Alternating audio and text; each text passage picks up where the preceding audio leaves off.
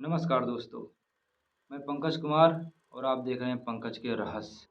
और आज मैं आप सभी के बीच में एक ऐसी रहस्य लेकर के आया हूँ, जिसे आप सुनने के बाद रात में आपको नींद तक नहीं आएगी। रात में आप ऐसे सोचते रहेंगे कि ऐसा कैसे हो सकता है। तो दोस्तों बिना समय गवाए हम कहानी को स्टार्ट करते हैं। यह कहानी है उत्तराखंड के पौड़ी गढ़वाल जिले का एक छोटा सा गांव था। और ये गांव चारों तरफ देवदार जंगलों से घिरा हुआ था। ऊंचे ऊंचे पहाड़ और खाइयाँ और चारों तरफ से सन्नाटा ही सन्नाटा था। गांव के लोग कहते थे कि कोई भी इंसान अगर शाम के समय वहां पर जाता है तो जितना जल्दी हो सके वह वापस अपने घर पर लौट के आ जाए। नहीं तो शाम के टाइम जिस तरह से वहाँ पर सन्नाटा रहता है, उस सन्नाटे में अजीब अजीब तरह की घटनाएं होती रहती हैं। तो उसी गांव में जो है एक महेश नाम का आदमी रहता था और उसकी पत्नी सुनीता और उसके दो बेटे थे। एक बेटे का नाम था राहुल, जिसकी उम्र अभी लगभग 26 वर्ष थी। और एक बेटे का नाम था दीपक, वह उसका छोटा भाई था। उसकी उम्र यही 22 साल की होगी। और ये दोनों भाई एक दूसरे से बहुत ही प्यार करते थे और ये दोनों समझिए भाई नहीं, एकदम क्लोज फ्रेंड्स थे। जहाँ भी जाते थे हमेशा साथ ही जाते थे। राहुल जो है थोड़ा एक जिम्मेदार व्यक्ति था, वह जो है चीज़ों को समझता था। और दीपक जो है ये थोड़ा अभी नादान था और निडर था। ये जो है थोड़ा समझिए जैसे एक होता नहीं कि गांव में अगर किसी घर में दो लड़के हैं तो एक लड़का जो है हमेशा घूमने फिरने में निडर रहेगा, हमेशा हर जगह वो जाएगा, किसी सी चीज़ से डरेगा नहीं, लेकिन जिम्मेदारी उतना नहीं होती है। तो वैसा ही दीपक था। तो एक दिन होता क्या है कि महेश की तबीयत बिगड़ जाती है। और तबीयत इतनी ज़्यादा ख़राब हो जाती है तो राहुल जा कर के एक वैद्य को बुला लाता है। क्योंकि उस समय जब ये जिस समय की घटना की ये बात है, उस समय जो है उतना डॉक्टर नहीं थे। और ये पहाड़ों-वहाड़ों पर अधिकतर जो है जो रहने वाले हैं, उधर के लोग ये सब जड़ी-बूटी ही दवा में प्रयोग करते हैं। तो राहुल जो है वैद्य को ले आता है और वैद्य आकर के महेश को देखता है और बोलता है, बेटा महेश की जो तबीयत जिस वजह से ख़राब है, इसकी जड़ी बूटी आपको वहीं जंगल में मिलेगी, वही पुराना जंगल। तो फिर दोनों भाई जाने के लिए रेडी हो जाते हैं कि वो कहते हैं कि हम अपने पिता की जान बचा के रहेंगे, चाहे जो हो जाए उसके लिए।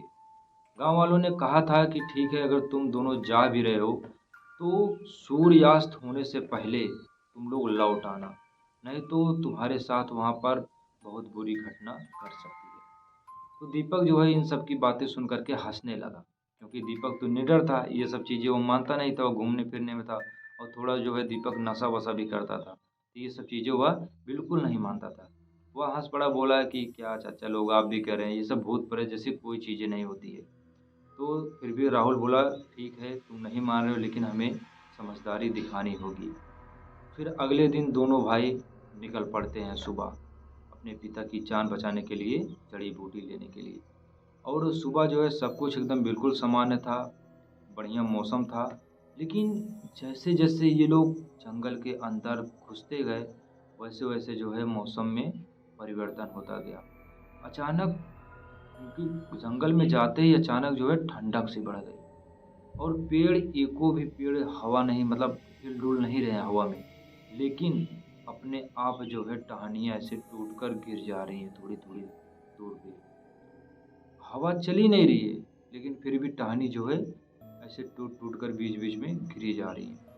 और ये सब देख कर के राहुल जो है थोड़ा-थोड़ा नर्वस होता गया, क्योंकि राहुल जो है पहले से ही ये सब चीज़ों पर ज़्यादा ध्यान देता था, ये सब उसको जो है बहुत ज़्यादा डर लगता था। बस एक दीपक ही था जो ये सब चीज़ें नहीं मानता था। फिर ये थोड़ी दूर और अंदर जंगल में गए, तो दोनों भाई राहुल ने दीपक का हाथ पकड़ लिया। बोला कि तू मेरे साथ रहे, कहीं इधर-उधर भटकना मत, नहीं तो मैं तुझे ढूँढ नहीं पाऊँगा, कहाँ चला जाएगा। तो बोलता है, अरे भैया डरो मत, कुछ नहीं है, कुछ नहीं होगा, हम लोग चलते हैं, दवा लेते हैं, जल्दी से जड़ी-बूटी लेते हैं, पापा को बचाते हैं, कोई दिक्कत नहीं होगी। तो फिलहाल ये लोग थोड़ी दूर कोशिशों के बाद जो है, काफ़ी कोशिशों के बाद ये लोग उस जड़ी बूटी के पास पहुँच जाते हैं जहाँ वह जड़ी बूटी थी। थोड़ा पहाड़ के एकदम ऊपर ऐसे थी। ये लोग जड़ी बूटी लेते हैं तब जा कर के राहुल को चैन आती है, वो जो ऐसे राहत की साँस लेता है। चलो काश, ओह माय गॉड, मिल गया जो है, मतलब भगवान का शुक्रिया करता है कि चलो जो है हमें ये दवा मिल गई। अब राहुल कहता है कि काम करते हैं, अब हम लोग जितना जल्दी हो सके यहाँ से निकल देते हैं, नहीं तो फिर शाम होने वाली है और हम लोग इसी जंगल में फँस जाएँगे। वो बोलता ठीक है भैया, हम लोग चलते हैं। तो जैसे ये लोग जड़ी बूटी लेकर के निकलने लगे, तो थोड़ी दूर पर अचानक दीपक की नज़र पड़ती है, वहीं उधर ही एक मंदिर रहता है। पहाड़ों के एकदम नीचे साइड में थोड़ा किनारे, उधर एक बहुत ही पुराना मंदिर था, पत्थर का एकदम बना हुआ था। तो दीपक बोलता है कि भैया थोड़ा एक हम लोग चलते हैं उस मंदिर के पास, देखते हैं उस मंदिर में है क्या? इतना पुराना मंदिर है, चलो चल कर के देखते हैं। तो राहुल जो है कहता है देखो ये सब चीज़ छोड़ो, चलो हम लोग सीधे चलते हैं, हमें कहीं जाने की ज़रूरत नहीं है। और गाँव वाले ने बताया था ना कि अगर देर हो जाएगी तो फिर हमारे साथ बहुत दिक्कत हो सकती है। तो दीपक बोलता है क्या भैया आप भी जो है डरते हो, इतने बड़े हो गए, कुछ नहीं होता, मैं हूँ ना आपके साथ, आप चलो। लेकिन दीपक जो है नहीं माना, वो अपने भाई की बात और भाई का हाथ छोड़ कर के उस मंदिर के पास चला गया। और वहाँ जा कर के देखता है कि जो उसका लोहे का दरवाज़ा था एकदम जंग खाया हुआ था। उस पर काई जम गई थी। ऐसा लग रहा था कि इस मंदिर में काफ़ी वर्षों पहले यहाँ पर कोई आया ही ना हो, ना ही इसका दरवाज़ा खुला हो। तो दीपक जो है दरवाज़ा को खोलता है, अंदर देखता है पत्थर की मूर्ति जो है टूटी हुई थी और एक लोहे की बड़ी-सी घंटी वहाँ पर टंगी थी।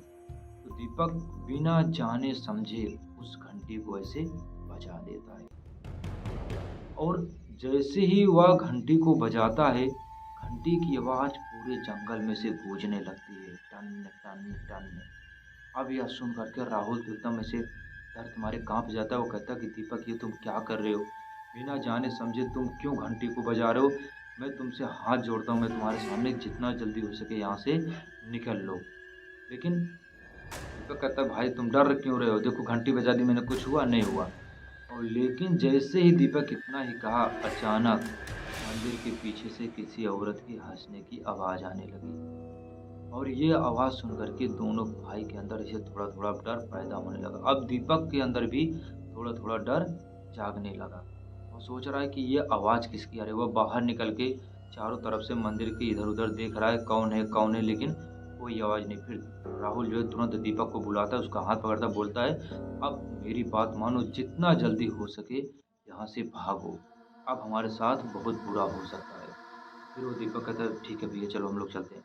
वह तुरंत जो है दौड़ते हुए भागने लगते हैं। अचानक जो है शाम होने वाली थी और काले-काले बादल ऊपर छा गए थे और भागते-भागते अचानक थोड़ी दूर पे दीपक को सामने एक औरत खड़ी दिखाई देती है, जो एक ब्लैक कलर की साड़ी पहनी हुई थी और थोड़ी दूर पे वह खड़ी थी, उसके बाल ऐसे लटके हुए थे और उसका सिर जो है उल्टी दिशा में पड़ा हुआ था, ऐसे मतलब इधर से ऐसे था। तो दीपक और राहुल रुक जाते हैं उसे देखने के बाद। दीपक बोलता है, "कौन हो तुम? कौन हो?" ऐसा बोल रहा है लेकिन कोई आवाज़ नहीं आ रही है। और राहुल तो यह देख कर के तो एकदम थर-थर काँपने लगा, क्योंकि राहुल तो पहले से ही डरपोक था और भी ज़्यादा डरने लगा। वह बोल रहा है, "दीपक, ये तूने क्या कर दिया? मैं तुझे कब से समझा रहा हूँ भाई मेरे चल यहाँ से। अब हमें तो लगता है कि हम लोग अब फँस गए हैं। ये वही औरत है जिस औरत की बात पूरे गाँव वाले करते हैं।" तो दीपक बोलता है कि, "तुम डरो मत भाई, मैं हूँ।" वह जो है फिर धीरे-धीरे दीपक उस औरत की तरफ बढ़ने लगता है।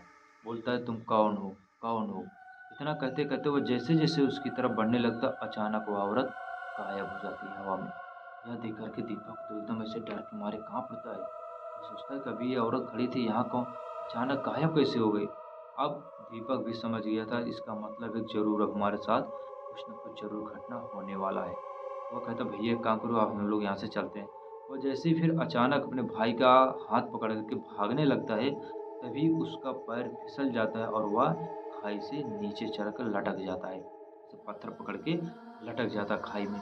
यह देख कर के राहुल इतना ज़्यादा डर जाता है, वह ज़ोर-ज़ोर से रोने लगा और वो अपने भाई का जो है कस के हाथ पकड़े रहता है, उसे छोड़ता नहीं है, उसे ऊपर खींच रहा है, लेकिन उसका दीपक ऊपर आ ही नहीं रहा है।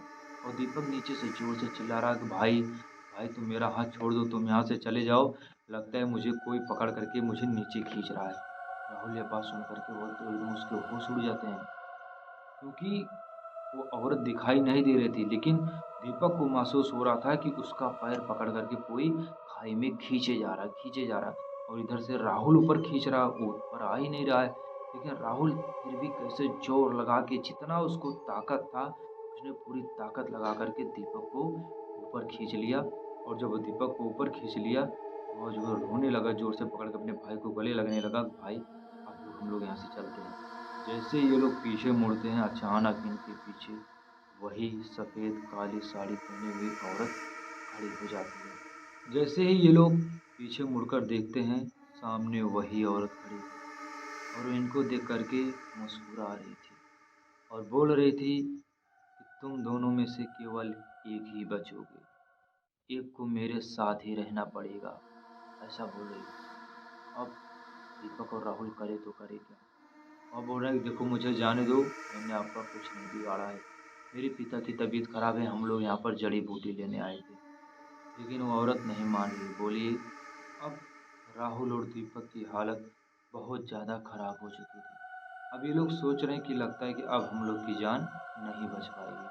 तभी जो है राहुल को याद आता है कि उसकी माँ ने उसको एक ताबीज़ बना के दिया था। और वो ताबीज़ अपनी जेब में रखा था, बस डर की वजह से वह भूल गया था। अचानक वह ताबीज़ को ऐसे बाहर निकालता है और वो ताबीज़ देख कर के जो वो औरत थी, वह ज़ोर-ज़ोर से चिल्लाने लगती है। वो बोलती है कि इस ताबीज़ को दूर करो, इस ताबीज़ को दूर करो, नहीं तो मैं तुम लोग दोनों को मार दूँगी, इसी खाई में फेंक दूँगी।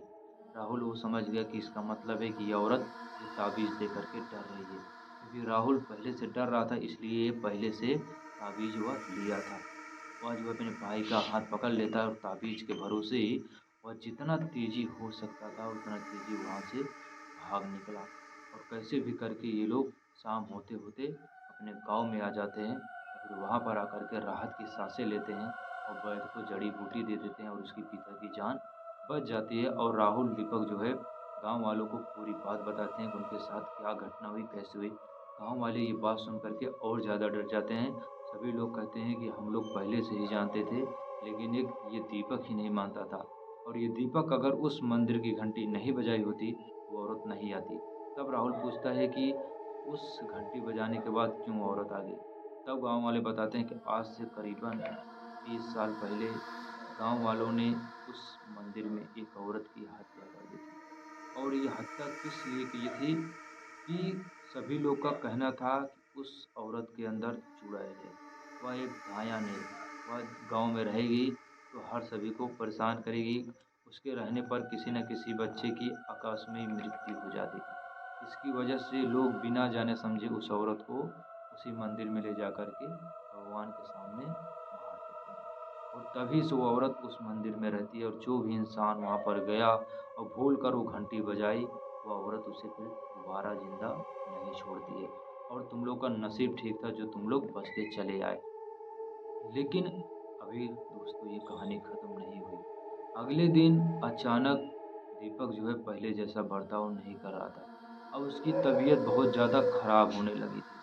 वह जो है पहले जैसा नहीं रहता था, ना ही किसी से ज़्यादा बोलता था, ना ही किसी से कुछ भी नहीं कहता था, बस चुपचाप एक कमरे में से पड़ा रहता था। रात में जो है अचानक ऐसे आधी रात में नींद से उठ जाता था, जा कर के बाहर ऐसे पहाड़ों की तरफ ऐसे देखता रहता था और अजीब-अजीब तरह से ऐसे बोलता था, अजीब-अजीब तरह की बातें। ऐसे मतलब जैसे कोई ना अपना दिमाग खो बैठे, होश खो बैठे, ऐसे हाव-भाव, ऐसे बातें बड़बड़ाने लगे। उसी तरह से दीपक की ये हालत होती गई। तो राहुल और उसके पापा लोगों ने दीपक को ले जाकर के एक पुजारी बाबा के पास दिखाया। पुजारी बाबा ने बताया कि दीपक के अंदर उस औरत का कुछ मात्र अंश था, क्योंकि उस औरत ने उसको टच किया था। जब वो खाई से नीचे गिरा था तो इसको पकड़ कर के खींच रही थी। इसी की वजह से दीपक का दिमाग का संतुलन बिगड़ गया है और इसके अंदर बस वही बार-बार ये चीज़ें आ रही है। तो पुजारी जो है फिर झाड़-फूँक करता है, बढ़िया से उसका इलाज करता है। फिर उसके बाद दीपक की तबीयत कुछ दिनों बाद ठीक हो जाती है और तभी से गाँव के लोग उस जंगल में फिर दोबारा शाम को कभी नहीं गए। जो भी जाते थे, दिन में जाते थे, फिर वापस लौटा। भूलकर कोई भी उस मंदिर के पास नहीं जाता था। तो दोस्तों ये थी उत्तराखंड की कहानी। अगर आप सभी को यह वीडियो अच्छी लगी तो वीडियो को लाइक और हमारे चैनल को सब्सक्राइब कीजिएगा और हम मिलते हैं बहुत जल्द आप सबके लिए नए रहस्य के